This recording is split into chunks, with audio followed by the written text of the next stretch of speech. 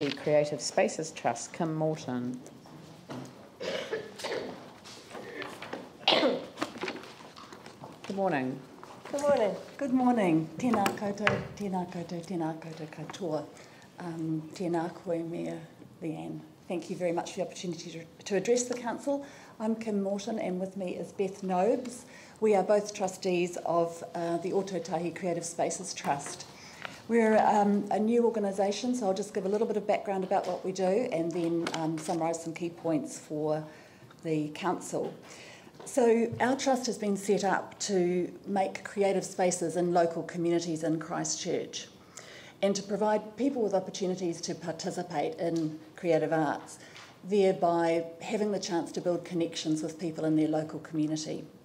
So the venture has been set up in response to the compromised wellbeing in our community. As you know, following the earthquakes, there's unprecedented pressures on people's wellbeing. Mental health services are stretched to new levels, and significantly, people who have had no experience of mental illness before are crumbling under the pressures of rebuild and earthquake consequences.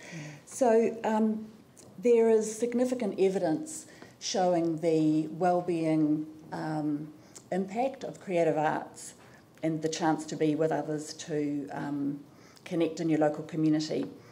So a Pegasus Health Literature Review last year showed that participating in creative arts can result in significant health benefits, including improved self-esteem, confidence, improved social connections, and overall quality of life. Taking part in arts also enables people to take an active part in their own development and in the lives of their local communities. So we're not about setting up a big new arts centre in the central city. We're about partnering with local communities in their local areas to create opportunities for people to take part in art. The partnerships with local communities is really important to what we do. We think that that increases access and makes it more possible for people to be part of it. Our approach is to work with mental health services and community advocates to connect people up who have the greatest need in our community with our projects. Our first projects have been printmaking workshops in New Brighton, which have been really well attended, oversubscribed.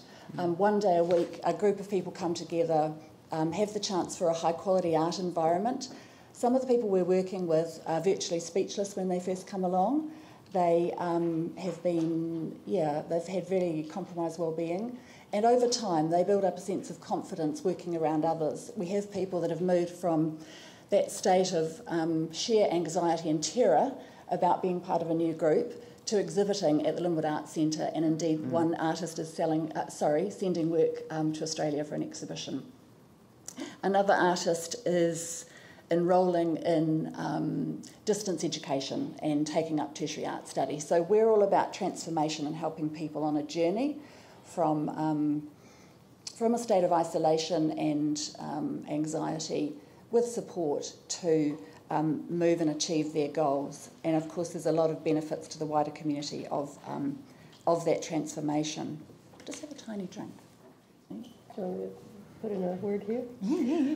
I was listening to questions about assets, and it occurred to me that we're a brand new little group, but in fact the asset that we're bringing in our little trust is our huge connectedness across the community. So the trust members are from Community and Public Health, from Canterbury, Community Law Canterbury, and from Mental Health Advocacy and Peer Support. And so these groups touch multiple vulnerable people across the entire city. And for myself, I've worked for over 10 years in an organization that supports people who use mental health and addiction services, and I can absolutely attest to the difference it makes for a person to be doing something positive and productive and effective and creative. We've watched the benefits to our population of Floyd's in the Linwood Community Centre, and it's really like having a service that's at the top of the cliff for once, instead of always cleaning up people's difficulties. Great, Beth. The other project we're involved with is the new Phillipstown Community Hub, and that's a really exciting initiative in Christchurch where the grief and sadness around the closure of the school has really been replaced with a sense of great ownership and excitement about a number of agencies coming together and forming a vibrant hub So we have a creative space in that hub, and really looking forward to a lot of exciting work with the local community in Phillipstown, which, as you'll know, is an area of high need. We'd like to acknowledge the support we've already had from Council. We've had a really wonderful support from your arts advisors and your community development advisors, and that has had a significant impact on the speed with which we've been able to set up, and also funding through your Community Arts Development Fund.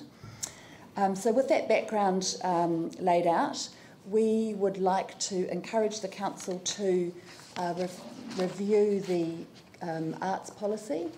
We feel that it was written in 2001, I think, and that it is not reflective of the current city and the challenges and opportunities that we have here in Christchurch.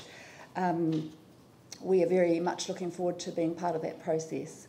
We feel like that's a foundation document, that all the discussion that's going on around the arts and the resources that are put into arts, that would be well supported by a fresh look at the arts policy.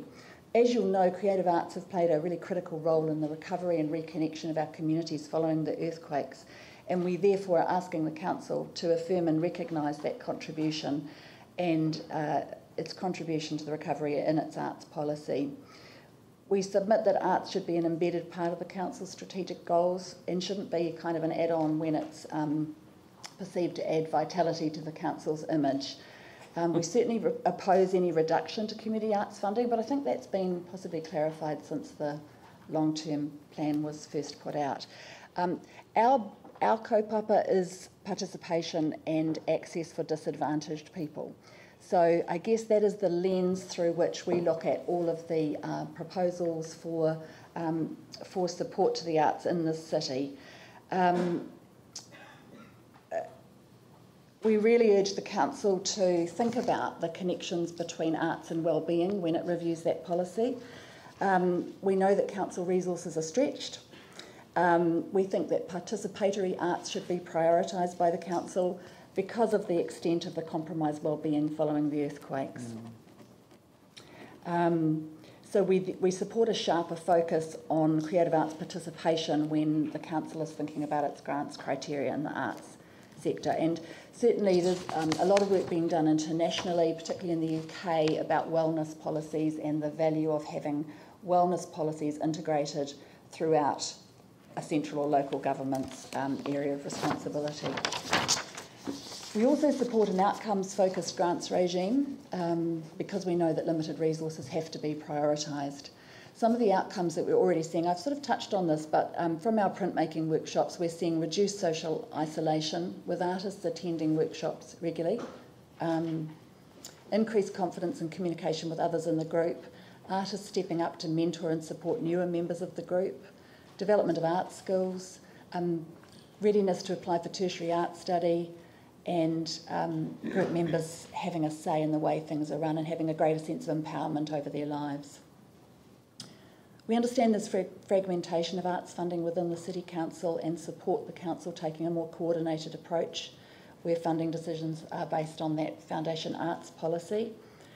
As I said, our work is with people who face major barriers to accessing creative arts opportunities, and we therefore urge the Council to look across all its major cultural institutions and arts initiatives to consider the barriers that people may face in accessing those services and how they might be addressed.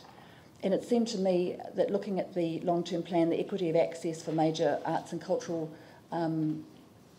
resources was a little uneven. And we just pointed out the City Art Gallery here could potentially take further steps. It was very interesting hearing the friends speak just before us, but take further steps to ensure that all members of the community are able to access their service. I think about the Men of the White Wings Trust. It's a Phillipstown residential house for people with mental illness, 27-bed ex-nurses hostel or something. The men who live in that house, there's a great divide between their experience in the community and being able to access places like the art gallery and the museum. We're up for helping and working with places like the art gallery, to help make connections and open up access to people who don't otherwise have it. Thank you. Thank you. I've got three councillors, so obviously we're going to go over time. No, that's okay. That's not your problem. So I've got Phil, Tim and Glenn. Thank you. I just want to ask you about two other funding areas. Like, for a start, like besides working with mental health services, have you been able to obtain any funding from the DHB? The DHB indicated when we did a feasibility study last year that this is unlikely to fit within their mental health community-based funding, but that is a conversation that we are continuing to have. We're looking very widely for funding and talking with places like the Tyndall Foundation. Canterbury Community Trust has provided support, and we have another application into them. So we're taking a very broad approach. Okay, and I'm not, around council funding, I'm not suggesting any double dipping of council, but are you aware that with the community boards, they have some discretionary funding, and especially when there are small localised projects that in fact they maybe could consider some applications to? Thank you. Yep, Tim? Slightly following on from what Phil's been saying, I guess you've asked kind of more questions for the art gallery for me rather than yourselves, but with dealing with the mental illness, addiction and those that have enjoyed being hosted by our justice system at times, do you get solid support from central government? I mean, I'm just wondering, there's a lot of information on how art can help, especially prisoners. You've got art in prison, etc., and you mentioned that before. So I'm just wondering, it's a known fact, so we're not the only... Absolutely. So our approach has been, we're supporting a project at the moment at Rolleston Prison, and which is being done by a volunteer who's one of our art workers. It is our intention to talk with the Department of Corrections, MSD, and probably others, which don't come to mind immediately, about their potential contribution. Unfortunately, the area of work that we are in is, it kind of can easily fall between the gaps. The DHBs don't want to touch it because it's art focused, and central government, as you'll know, are really tightening up the way that they fund community organisations. But I think you've raised really important questions about their responsibilities. Actually, more questions than answers, but sorry. Glenn. Thank you. Thank you, Kim.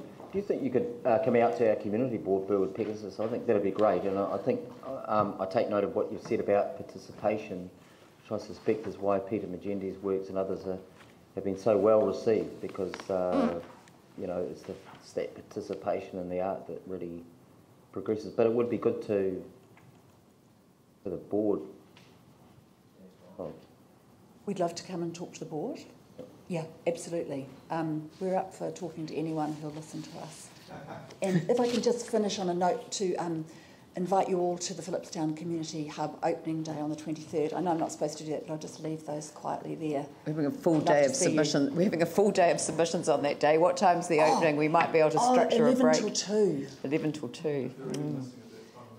That's right. In any case, any time you're most welcome to call in. Yeah, no, but that's our last day of hearings. We've scheduled the whole day on the Saturday to make sure that we can get the whole lot done. So, yeah. Thank you very much. And thank you very much for all of your hard work. I don't know that there are. Anyway, could we now